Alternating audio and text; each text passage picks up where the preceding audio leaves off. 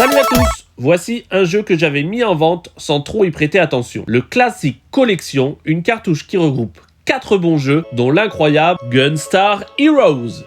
Un run and gun explosif signé Treasure.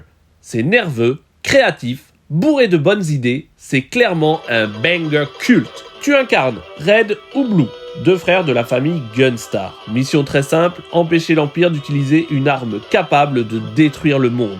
Pour ça, tu dois retrouver 4 gemmes gardées par des boss complètement barrés. Et là, attends, c'est qui ce mec en rouge pendant l'intro? Monsieur Bison de Street Fighter?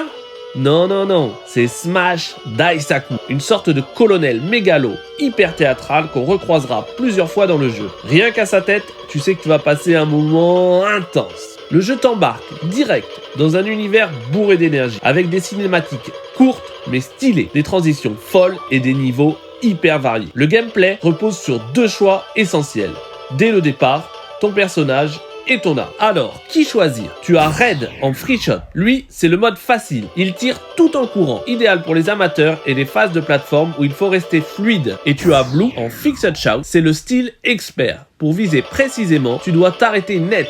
C'est plus technique, mais indispensable pour la précision chirurgicale contre les gros boss. Tu choisis ensuite ton module parmi 4 armes différentes, chacune ayant ses spécificités. Il faudra adapter tes choix au niveau. A noter que le jeu est non linéaire. Tu peux choisir dès le départ par quel monde tu commences. Et au passage, la bande son signée Hanzawa est une tuerie absolue. Ça colle à l'action à 200 à l'heure. Cette masterclass est sortie en octobre 1993, pile à un moment charnière pour la Mega Drive. Le Mega CD venait juste de débarquer en septembre et la 32X arrivait l'année suivante. Côté jeu, on sortait de Street of Rage 2 pendant que Sonic 3 pointait déjà à l'horizon début 1994. Bref, une période de transition où la console avait déjà tout prouvé mais continuait à sortir des bombes. Gunstar Heroes c'en est une. Déjà très bon en solo, le jeu devient incroyablement excellent en coop. Sur le même écran, du fun en barre. Pour beaucoup, Metal Slug est la référence du run and gun 2D. Mais les vrais savent, Gunstar Heroes, c'était déjà le feu bien avant. Moins connu du grand public, mais tout aussi culte, c'est clairement le Metal Slug avant l'heure.